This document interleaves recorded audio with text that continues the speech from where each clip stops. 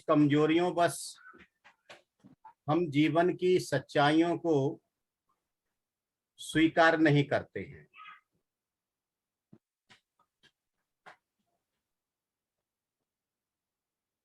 लेकिन भंते जी हमें याद दिलाते हैं कि हमारे जीवन की कुछ सत्यताएं हैं, उनसे हमें कुछ सबक लेना चाहिए इस जीवन में।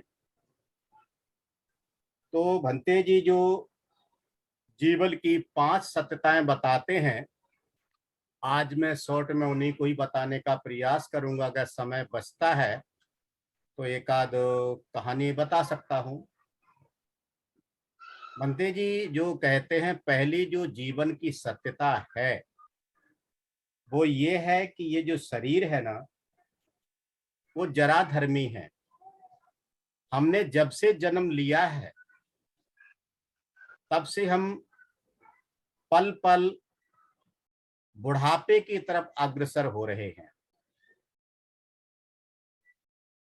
और बुढ़ापे का जो अनुभव है, जो लोग बूढ़े हैं वो अच्छी तरीके से जानते हैं। सॉरी, एक संस्कृत का श्लोक याद आता है मुझे, जो यहाँ पर फिट बैठता है। हमारे सामने जो ऑनलाइन उपस्थित हैं वो अपने ऊपर ना लें, ये उन लोगों के लिए है जिन्होंने अभी अध्यात्म में कदम नहीं रखा है, ये उन लोगों के लिए है। लेकिन हम चिंतन कर सकते हैं, क्या हमारे ऊपर भी ये फिट बैठता है या नहीं बैठता है। तो संस्कृत का एक श्लोक है कि अंगम गलितम पलितम मुंडम, अंगम गलितम पलितम मुंडम दसन विहीनम जातम तुंडम वृद्धो यापि गृहीत्वा दंडम तदपि न मुंचित्यासा पिंडम। अर्थात इसका मतलब यह है कि बुढ़ापे में अंग अंग ढीले पड़ जाते, अंगम गलितम, हमारे जो अंग हैं अंदर के बाहर के हैं वो कमजोर पड़ जाते हैं। पलितम मुंडम, और सिर के बाल पक जाते हैं। वृद्धो यापी, बुढ़ापा आ जाता है। गृहीत्वा दंडम, और हाथ में डंडा आ जाता है, बगैर डंडे के सहारे नहीं चल सकते। और मैं तो अभी बुढ़ापा भी पूरी तरीके से नहीं आया, फिर भी मैं डंडे के सहारे ही चल रहा हूं, ये एक अलग विषय है। तदपि ना मुंचित्यासा पिंडम, अर्थात ये जो मन की आशा है, मन की तृष्णा है, ये जाती नहीं है। अर्थात कहने का मतलब ये है, बुढ़ापे में भी राग है, द्वेष है, मोह है, यानी अज्ञान है, ये जाता ही नहीं। अपनी मर्जी से हम अपने जीवन को जीते रहते हैं और सही में हमें यही पता नहीं होता है कि हम बुढ़ापे की तरफ जा रहे हैं, हमें करना क्या है और क्या नहीं करना है, इस पर चिंतन नहीं करते हैं। लेकिन जो लोग चिंतन कर लेते हैं वो सही में अध्यात्म की तरफ आ जाते हैं। विशेषकर बाबा साहब के पुण्य कर्मों की वजह से बहुत सारे लोग त्रिरत्न बौद्ध महासंघ में आए हैं और वो इस बात को समझ रहे हैं और अपने जीवन के 70 दशक पार करने के बाद में भी वो बहुत सारा धम्म प्रचार प्रसार का काम भी कर रहे हैं और अपने जीवन में शरणगमन भी कर रहे हैं।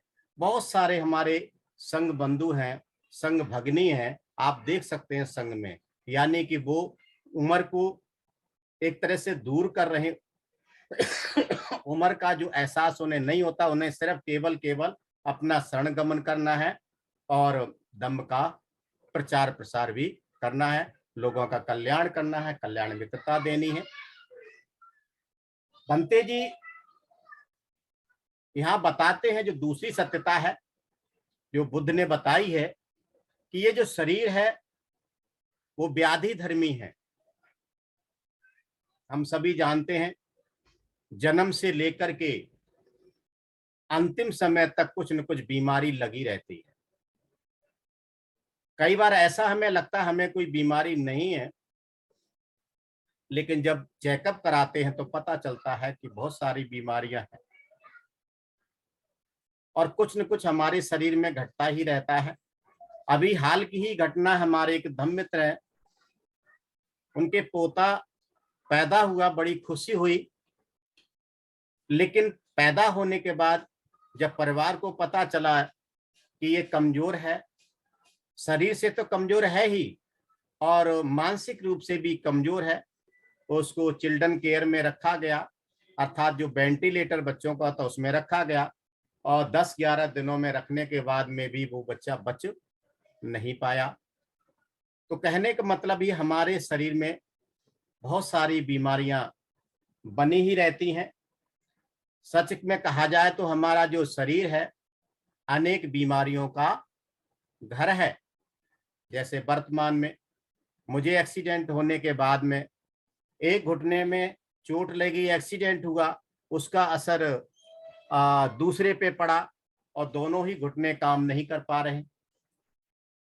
तो इसका मतलब क्या है, हमें यह एहसास होना चाहिए कि हर व्यक्ति के अंदर कोई न कोई बीमारी कभी भी हो सकती है और इस बात का हमें कभी किसी का मजाक नहीं उड़ाना चाहिए कि मैं तो स्वस्थ हूं, मुझे कोई बीमारी नहीं है, मैं हमेशा स्वस्थ ही रहने वाला हूं, दूसरा नहीं होने वाला है।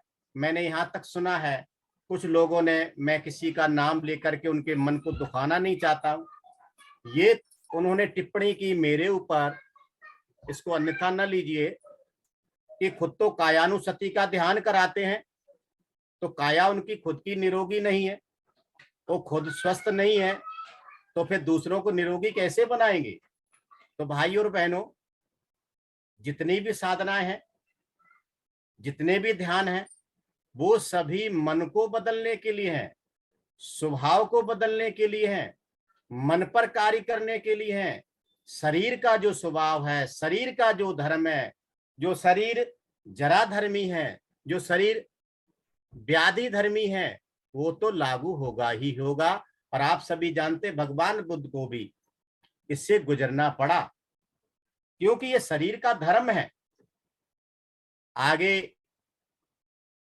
क्या कहते हैं,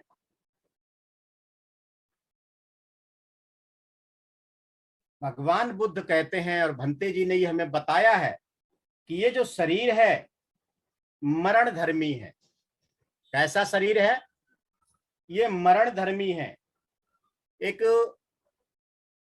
अपने धम्मपद का एक पद है, मुझे अभी इतना पता नहीं कौन से उसमें है, तो वहां पर लिखा हुआ है कि परे च न बीजानंती, परे च न बीजानंती मैं मेथ यमामसे एच तथ बीजानंती ततो सम्मंथी मेदगा। अर्थात जो लोग ये नहीं जानते हैं कि वो जो है प्रतिपल मृत्यु के करीब जा रहे हैं, मृत्यु उनको भी आने वाली है, और जो ये जान लेते एच तथ बीजानंती, ये जो इन तथ्यों को जो जान लेते हैं, उनके जो झगड़े हैं समाप्त हो जाते हैं, उनका मन विशुद्ध हो जाता है। भंते जी एक जगह बताते हैं कि ये जो मृत्यु हमें क्या सिखा रही है, मृत्यु से हम क्या सीख रहे हैं। ये जो मृत्यु है हमें ये सिखाती है कि हमें भी मृत्यु आने वाली है, पल पल हम मृत्यु के करीब जा रहे हैं। दूसरी बात बनते जी ये कह रहे हैं कि हमें अपने जीवन का सदुपयोग कर लेना चाहिए। हमें बहुत ही कुछ पुण्य कर्म किए होंगे जो हमें ये त्रिरत्न बौद्ध महासंघ मिला है, और हमारे पास समय है तो हमें अपने इस समय का सदुपयोग करना चाहिए, शीलाचरण करना चाहिए, ध्यान करना चाहिए, कल्याण मित्रता का आस्वाद लेना चाहिए, दान देना चाहिए, लोगों की मदद करनी चाहिए। बोधिसत्व भावना के साथ जितना भी हम कुछ कर सकते हैं वो हमें ज्यादा से ज्यादा करना चाहिए। हमें ये जानना चाहिए कि अगर हम कुछ अच्छा करते हैं तो भी हमें कुछ न कुछ सुनने को मिलेगा, कुछ भी नहीं करते हैं तो भी हमें कुछ न कुछ सुनने को मिलेगा। इसका मतलब क्या है? इसका मतलब ये है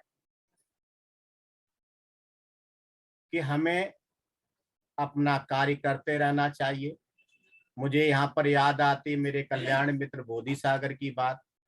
जब कभी मुझे दिक्कत होती थी कुछ कार्यों को, गतिविधियों को चलाने में, तो हमारे वो कहते थे, बोधि सागर जी, उस समय मैं कर्मचारी नहीं था, मित्र था, तो वो कहते थे कि आप काम करते रहो, बस आपको पता होना चाहिए मैं क्या कर रहा हूं।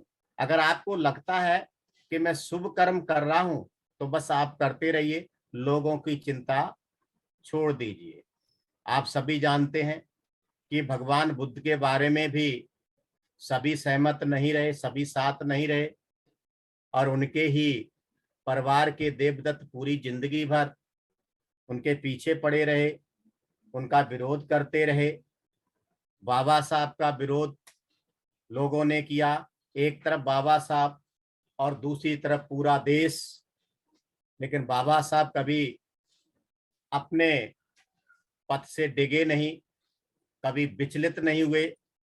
तो हमें भी अपने पथ से कभी विचलित नहीं होना चाहिए, अपने जीवन का सदुपयोग कर लेना चाहिए। बंते जी आगे कहते हैं हमें अपने झगड़े समाप्त कर लेने चाहिए।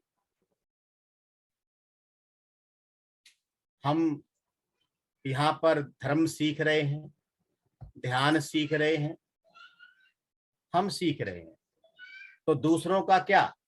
दूसरे तो कुछ भी कहेंगे, कोई भी टिप्पणी करेंगे, हो सकता है कि आपके ऊपर आरोप प्रत्यारोप भी लगाएं, लेकिन हमने मैत्री भावना का ख्याल रखते हुए, उसका व्यवहार करते हुए, सकारात्मक रहते हुए ही हमें अपने झगड़े निपटाने हैं।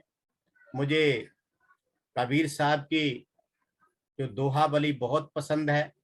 वो एक जगह कहते हैं कि निंदक नियरे राखिए, पावन कुटी छवाए, बिन साबुन पानी बिना निर्मल हो सुभाए।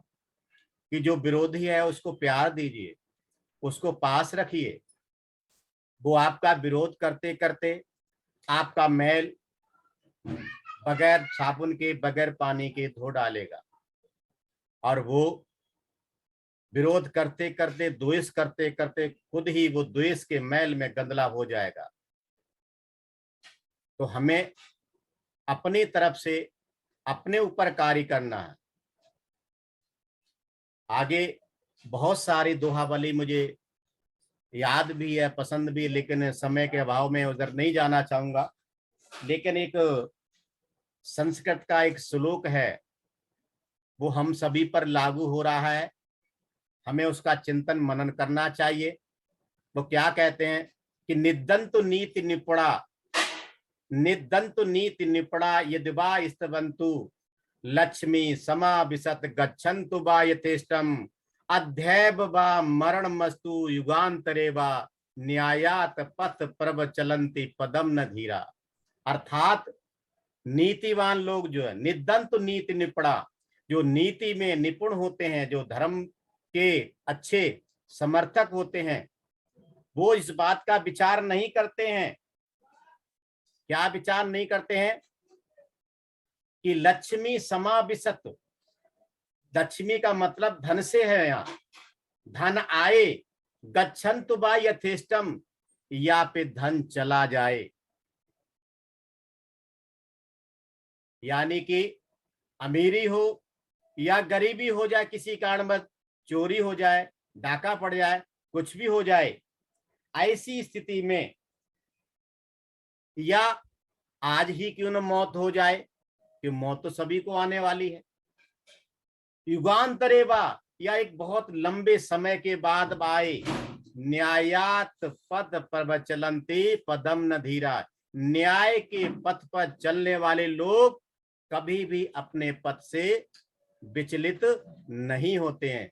तो इसका मतलब ये है कि हमारे पास जो भी समय है उस समय का सदुपयोग करना है, नीतिवान बनना है, कोई बने या न बने, हमें शीलाचरण करना है, हमें ध्यान करना है, हमें कल्याण मित्रता का आस्वाद लेना है, अपने झगड़े निपटाना है, अपनी तरफ से पूरा प्रयास करते रहना है।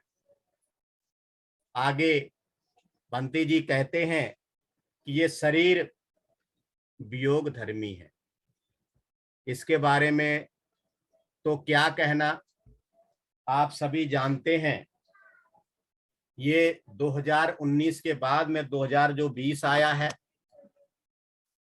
इस कोरोना की त्रासदी के अंदर हमने जाने कितनों को खोया है। हमारे कल्याण मित्र आचार्य धम्मचारी बोधि सागर जी नहीं रहे, दिल्ली से ही हमारे एक अच्छे मित्र पूरे विश्व में प्रसिद्ध नहीं रहे।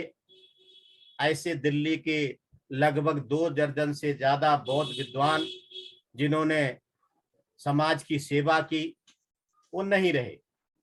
हमारे संघ से ही लगभग धम्मित्र और धम्मचारी मिलाकर के लगभग ये संख्या 50 से ज्यादा बैठ रही है जाकर के, वो हमारे बीच में नहीं रहे।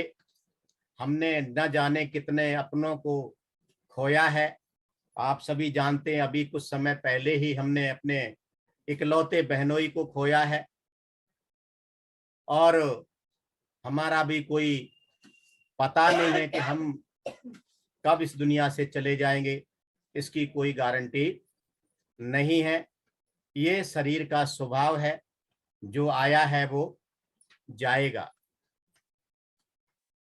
अतः हमें इस बात का ख्याल रखना चाहिए, हमारा कभी भी वियोग हो सकता है।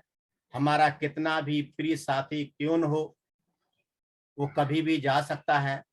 एक पिय बग्ग है, उसके अंदर भगवान बुद्ध कहते हैं, पियतो जायते सोको, पियते जायते भयं, पियतो विप मुत्तस्य नथि सोको कुतो भयं। अर्थात जो हमारे प्रिय हैं, जिससे हमारा ज्यादा लगाव है, और जब वो हमारे बीच में से जाते हैं तो बहुत बड़ा दुख होता है, बहुत शोक होता है। और जिनसे हमारा लगाव नहीं है, जिनसे हमारा प्यार प्रेम नहीं है, उनके जाने से हमारे ऊपर कोई फर्क नहीं पड़ता है। तो हमें यहाँ पर इस बात को अच्छी तरीके से समझ लेना चाहिए। आगे भंते जी जो हमें बताते हैं, जो 5वीं शिक्षा है इस जीवन के लिए, और बहुत सही है वो, कि मैं अपने कर्मों का स्वामी हूं। मेरे कर्मों का और स्वामी कोई कैसे हो सकता है। मैं अपने कर्मों का स्वामी हूं, वारिस हूं। कर्म ही मेरे सखा हैं, कर्म ही मेरे संबंधी हैं। मैं अपने कर्मों का स्वामी हूं, वारिस हूं। कर्म ही गर्भ है जिससे मेरा जन्म हुआ है। मैंने जो पूर्व में कर्म किए हैं वह मेरा वर्तमान है, और आज जो भी अच्छा या बुरा कर्म करता हूं वो मेरा भविष्य होगा, क्योंकि मैं अपने कर्मों का वारिस हूं। तो हमें अपने जो कर्म हैं वो चाहे काया के हों, चाहे वाणी के हों या मन के हों, उन पर हमारा ध्यान पल पल रहना चाहिए। यही कायानुसति का उद्देश्य होता है। हमने कुछ तो शुभ कर्म किए हैं जिनकी वजह से आज हम इस त्रिरत्न बौद्ध महासंघ में अपना अच्छा जीवन गुजार रहे हैं। और यहाँ आकर के भी इससे अच्छा कोई भी संग मिलने वाला नहीं है। और यहाँ आकर के भी हमने अपनी काया का ख्याल नहीं रखा या अपनी वाणी पर कंट्रोल नहीं किया, या हमने अपने मन को नहीं संभाला। कायेन समरो साधु, साधु वाचाय समरो, मनसा समरो साधु, साधु सब्बत समरो, सब्बुत समतो भिक्खु, सब दुखा पमुच्यति। हमें यहाँ पर ये समझना है, काया का समर करना अच्छा है, वाणी का समर करना अच्छा है, मन का समर करना अच्छा है। उक्त तीनों का समर करने वाला सभी प्रकार के दुखों से विमुक्त हो जाता है, ऐसा स्वयं तथागत सम्यक संबुद्ध कहते हैं।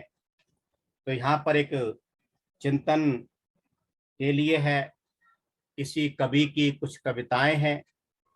क्योंकि मैं अपने कर्मों का स्वामी हूं, अपने कर्मों का वारिस हूं। तो हमें उस कवि की कुछ पंक्तियां हैं, याद आ गई हैं, उन पर हमें चिंतन करना है कि वर्तमान में हम क्या हैं। कवि कहता है कि कभी कभी खुद से बात करो, कभी कभी खुद से भी बात करो, कभी कभी खुद से भी बोलो। और उसे तो गुफ्तगू हुई बहुत, मगर अपने तक को तो ताका ही नहीं। तो हमें कभी कभी अपने को भी देखना चाहिए। कभी कभी खुद से भी बात करो, कभी कभी खुद से भी बोलो, और अपनी नजर में हो क्या तुम, यह मन की तराजू से तोलो। अपनी शोहरत को ना देखो, अपनी शोहरत को ना देखो, अपनी कमियों को भी टटोलो। कभी कभी खुद से भी बात करो, कभी कभी खुद से भी बोलो। और अंत में कभी क्या कहता है, हरदम बैठे न रहो, हरदम बैठे न रहो शोहरत की इमारत में। शोहरत की इमारत बहुत गजब की इमारत है, इससे बाहर निकलना बड़ा मुश्किल है। मैं बहुत अच्छा प्रवचन कर सकता हूँ, मैं बहुत सारे लोगों को जोड़ सकता हूँ, मैं अच्छा ध्यान कर सकता हूँ, मैं ये कर सकता हूँ, मैं वो कर सकता हूँ। मेरे बराबर है क्या कोई? मैं ही प्रवचन कर सकता हूँ, मेरे बराबर कोई प्रवचन नहीं कर सकता है। ये बोधि प्रकाश के लिए खुला चैलेंज उस कवि का, उस व्यक्ति का, कवि का, कि हरदम बैठे न रहो शोहरत की इमारत में। कभी कभी खुद को भी पेश करो अपनी ही अदालत में। अपनी कीर्ति को ना देखो, अपनी कमियों को भी टटोलो। कभी कभी खुद से भी बात करो, कभी कभी खुद से भी बोलो। तो ये जो कवि की जो कुछ बातें हैं हमें ध्यान में रखनी चाहिए। बड़े ही शुभ कर्म मानव तन पावा, ये होंगे शुभ कर्म, ये मानव तन पावा। और बाबा साहब ने ये त्रिरत्न बौद्ध महासंघ दिखावा। करो शुभ कर्म, करो शुभ कर्म, मिल जाए निब्बाणा। ना जाने फिर यहाँ आना हो या ना आना। बहुत बहुत साधुवाद, बहुत बहुत धन्यवाद। मैं अपनी बात को यहीं विराम देता हूँ, रुकता हूँ। आप सभी ने मुझे ध्यान से सुन लिया। सबको जय भीम, नमो बुद्धाय।